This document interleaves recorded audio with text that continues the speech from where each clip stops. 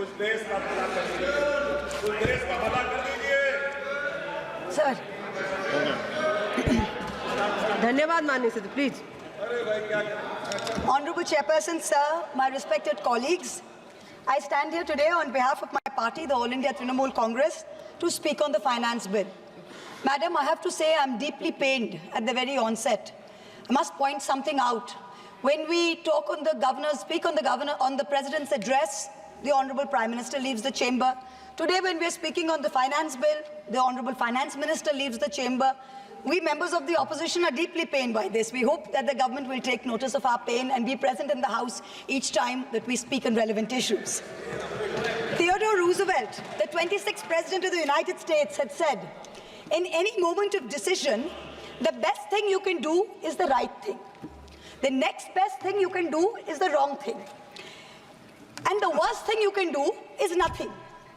The Honorable Finance Minister has made a mockery of the people of India in this union budget by doing absolutely nothing. Whatever little changes are there are regressive and ill thought out.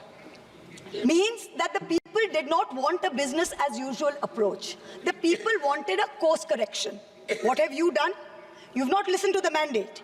Vinash Kale Viprit Buddhi, you have done the exact opposite. You've kept the same cabinet, you've kept the same finance minister who's given the same shoddy budget.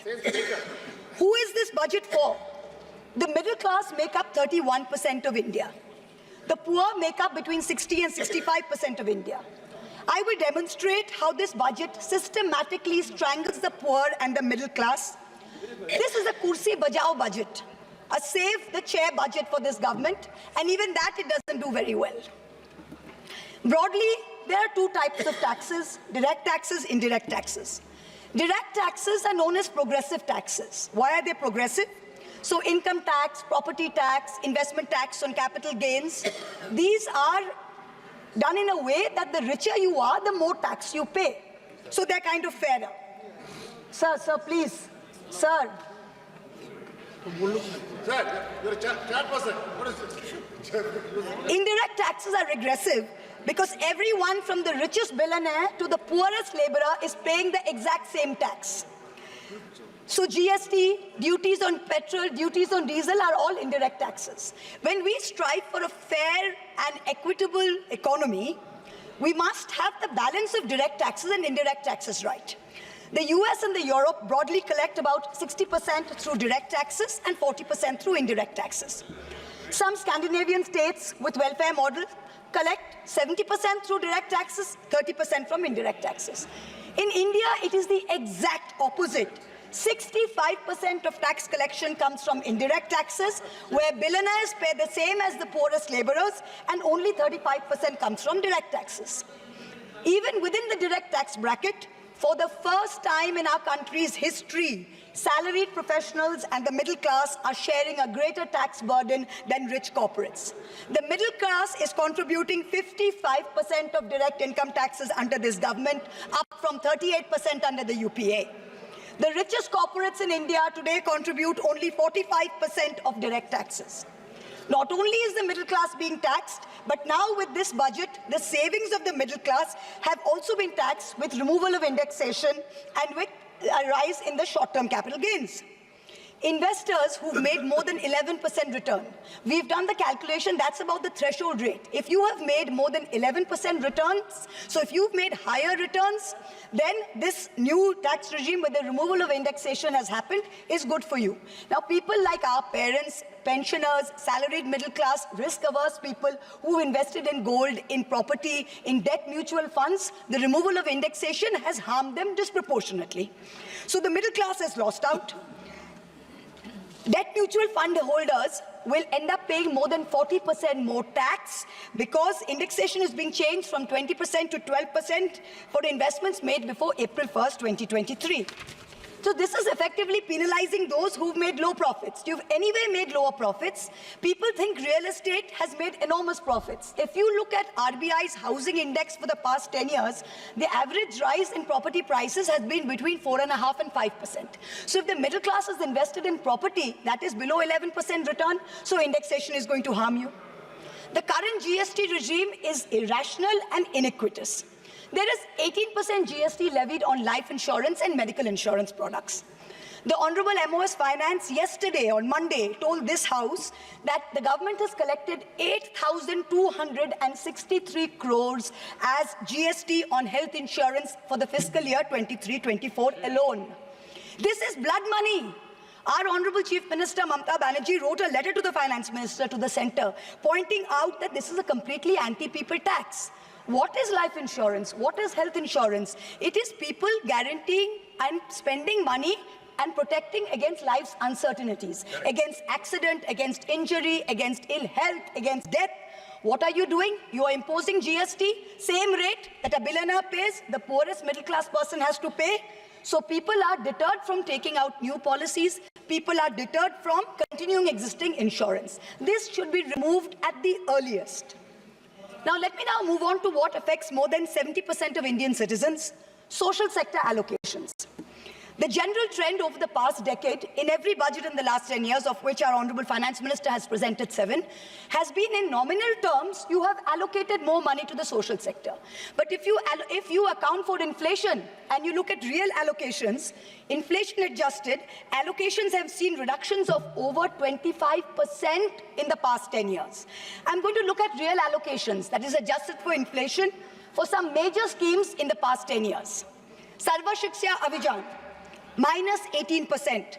Rashtriya Madhyamik Shiksha Abhiyan, minus 9%. ICDS, which affects every child, it's a school scheme, minus 34%. Mission Anganwadi, minus 5%. PM Poshan, minus 45%.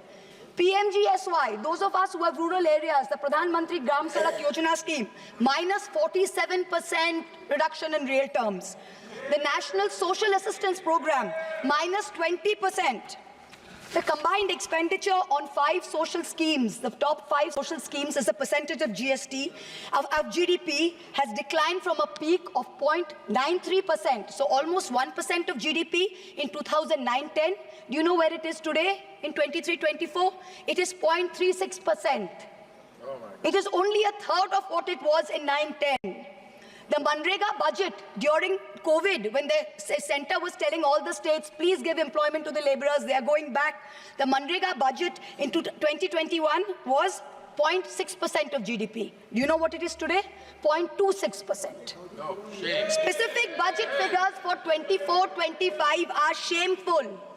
Specific figures, let's look at the specific figures. The allocation for Samarth, which is maternity entitlement and the creche scheme, has been reduced by 70 crores compared to budget estimates of last year. The budget for the National Social Assistance Program, for again those of us with rural areas, you know how important this is. This is what gives social security pensions to the elderly, to single women, to disabled. This is unchanged from last year at 9,652 crores. 9,600 crores, same as last year, no adjustment for inflation.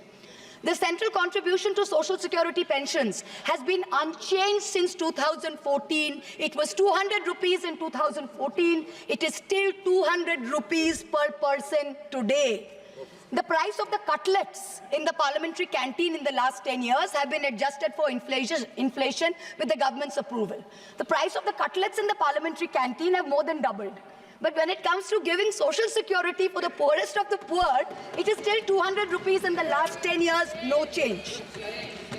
This budget's allocation, there is no room for higher salaries for Anganwadi workers. Their salaries have been unchanged since 2018. No room for higher honorarium for midday meal cooks. You have to understand a lot of the women in villages depend on only Anganwadi sectors and midday meal sectors for any source of employment. There has been no higher allocation for supplementary nutrition given to children. The National Food Security Act, the NAFSA, mandates coverage of 67% of the population through PDS. The Prime Minister has very proudly proclaimed that this is a food surplus country. Fine. Then why have we not increased the population covered under rations? Since 2011, you have not had a census. Since you have not had a census, you have not increased the number of people being covered under rations. Also, one very important question. Why is the central government blatantly defying the directions of the Supreme Court? We we went to the Supreme Court on the migrant workers case. The Supreme Court gave an order, a direct order to the central government, that the central government is to give rations to 8 crore migrant workers of the unorganized sector who have been left out of the food security net. The last hearing was on 16 July 2024. Court again said that you have to please give money to the states which have issued additional cards, ration cards. But there's no room in the budget for this. There is no allocation. In this rush to protect its own chair, the government is making a very dangerous mistake, which is it's not giving enough to protect our borders. Military experts have repeatedly warned us that India's military capability has to be modernized because we are fighting on 2 fronts. One is against China, we need a dissuasive deterrent. Against Pakistan, we need an offensive deterrent. The budgetary allocation for defense in this budget is 6.22 lakh crores. This is a marginal decrease of 2,000 crores compared to revised budget estimates. We have reduced it by 2,000 crores. This year's allocation, the budget defense allocation, is 1.9% of GDP. This is the lowest since 1960, the lowest. Shame. Despite many economic constraints, past governments had always given close to 3% of GDP, which is the universal norm for defense. Over the last decade, ever since this government's been in power, it's been hovering around 2%. We have been unable as a government to compel China to restore status quo ante-April 2020 on the line of actual control. We have been unable to deter Pakistan. In the last 2 months alone, over 50 security personnel and about 10 civilian pilgrims have been killed in Jammu. Capital expenditure on military equipment, 1.7 lakh crores. On paper, this shows that it's almost a 10% increase. What we haven't taken into consideration is this increase was largely due to Russia's inability to supply contracted weapons to us because of the Ukraine war. If we take into account inflation and we take into account the rising dollar rate, we're almost flat. The gap between projections made by the armed forces and between actual allocation is 17 to 23%. That's the gap. कुर्सी बचाने में आप मस्त थे, देश को भी देखिए. We need close to 3%, 2.5 to 3% of GDP to defense. This is something that the country needs to look at. The Honorable Finance Minister started off her speech by talking about the focus on Annadata or farmers and how much this government has done for farmers. The Economic Survey of 24 says 42.3% of Indians depend on agriculture. That's 600 million people, that's 60 crore people. If I looked at the Economic Survey, 22nd July, very carefully. What did the headline say? The headline says, agricultural sector has registered an annual average growth rate of 4.18% in the last 5 years. But then I needed to read and read and read, and in the fine print was written that last year was only 1.4%. So 4.18 over last 5 years is anyway, when you compare it to inflation, is nothing. But when you compare last year's growth of only 1.4%, what is it saying for 60 crore of our people who depend on farming? Productivity and resilience in agriculture was one of the first themes, priority number 1, according to the Finance Minister's budget. She had made 9 priorities. This was priority 1. But the provision for agriculture and allied sectors is only 1,52,000 crores. Whereas the provision for 1 bullet train from Ahmedabad to Mumbai is 1,08,000 crores. Please look at the comparisons, everybody. Priority 2, Finance Minister said, is employment and skilling. This government has got the worst track record of creating jobs. India has more jobs in the informal sector, not in the formal sector. The budget is talking of an internship program with the top 500 companies. This is a joke. The top 500 companies employ 70 lakh people in total. That is 1% of the total workforce. Our workforce is about 57 crores. You are expecting companies which have a total which employ 70 lakh people to give employment to 1 crore interns. Please let us know how this is going to happen. I'm really curious. The real problem is somewhere else.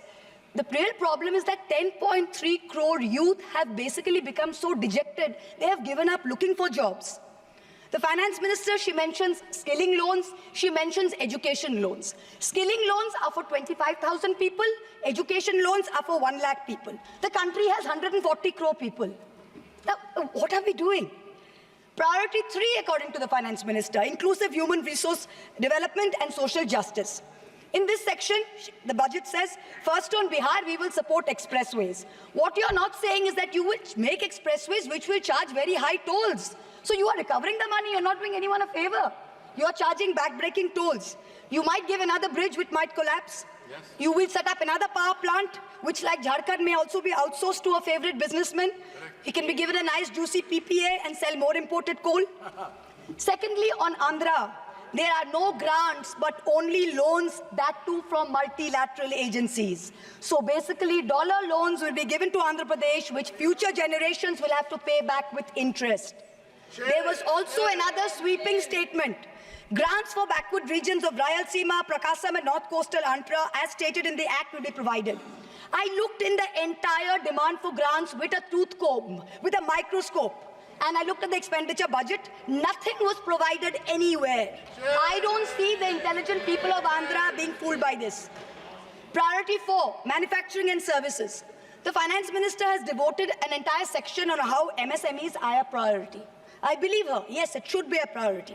But I'm very confused. Most medium and small enterprises are either proprietorships or partnerships.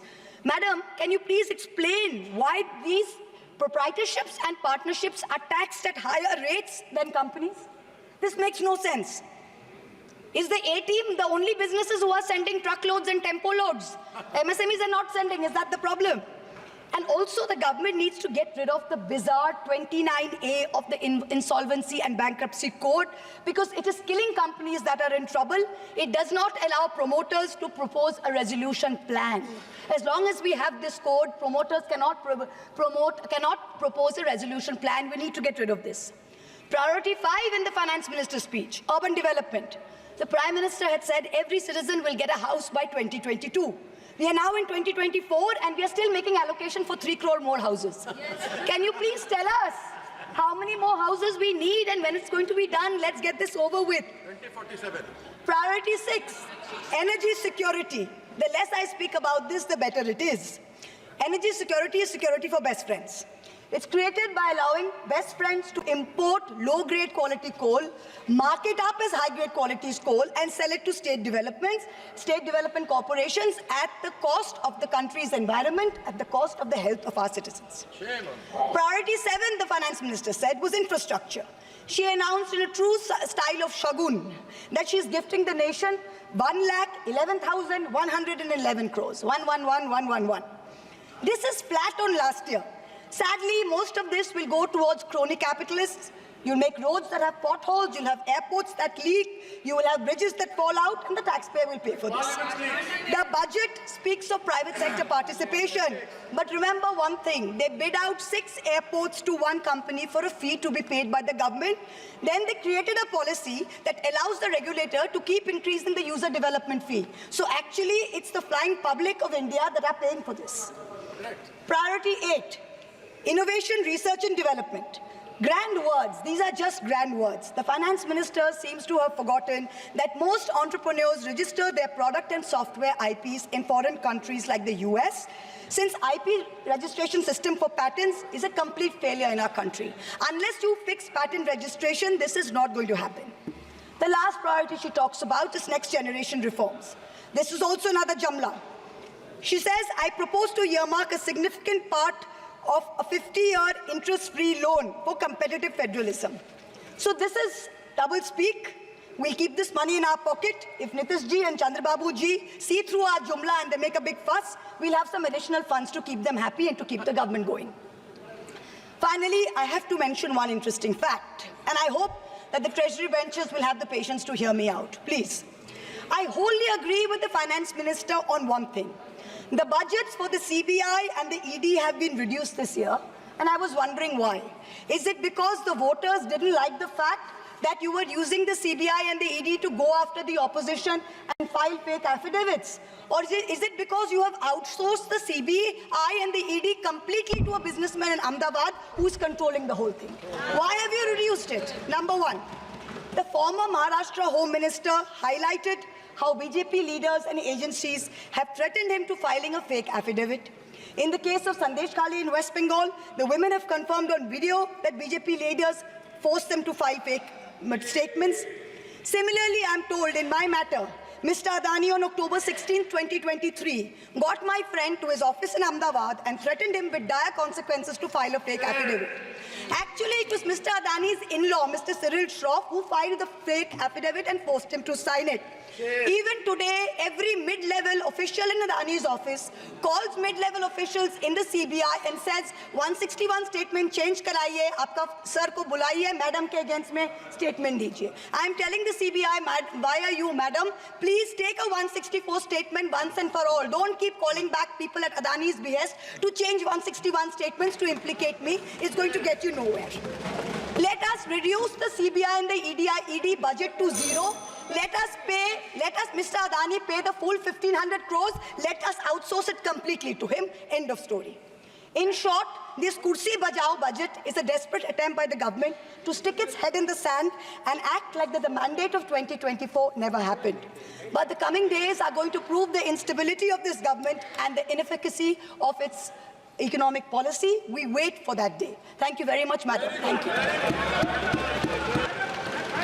माननीय सदस्य The honorable member has made specific allegation against the government and a particular business house, and she has been tortured like anything. The matter may be referred to the privilege committee. Suo privilege committee has to take action on this. It was very serious allegation. A member of parliament is being tortured by a business house, and still it is being doing. That has to be looked into by the privilege committee. The privilege of सभापति महोदया, ये जिस case के बारे में जिक्र कर रही हैं, वो लोकपाल पर मेरा केस है। मेरा केस है, मैंने कंप्लेन किया है, मेरे कंप्लेन पर वो केस है। वो मामला सब जुडिस है, उसको सीबीआई और ईडी इन्वेस्टिगेट कर रही है, और इसीलिए इस सदन में नो क्या, ये मेरा केस है लोकपाल पर, मैंने जो है कंप्लेन किया हुआ है, और ये केस मेरे ऊपर है, इसीलिए मैं यहाँ बैठा हुआ हूँ। ये कुछ भी हो रहा है तो दरअसल हीरानंदानी को यदि हिम्मत है जिसके बारे में ये बात कर रही है, उसको हिंदुस्तान में आके सीबीआई उसको बुला रही है, वो आ क्यों नहीं रहा है? माननीय सदस्य Shri Arun Nehru ji, When I was on my legs, I was not provided the mic. When I was on my legs, I was not provided the mic.